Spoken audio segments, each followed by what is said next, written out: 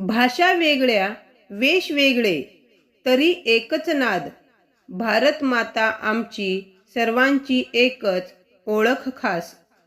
सन्माननीय व्यासपीठ, वंदनीय गुरुजन वर्ग आणि येथे जमलेल्या माझ्या तरुण देशबांधवांना सर्वांना माझा नमस्कार. भारत हा विविधतेत एकता जपणारा देश आहे.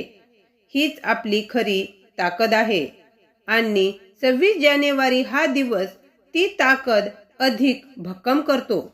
आपल्या देशात अनेक धर्म, भाषा, संस्कृती आहेत, तरीही संविधानाने सर्वांना समान मानले आहे. ही समानता टिकवणे ही आपली सामूहिक जबाबदारी आहे.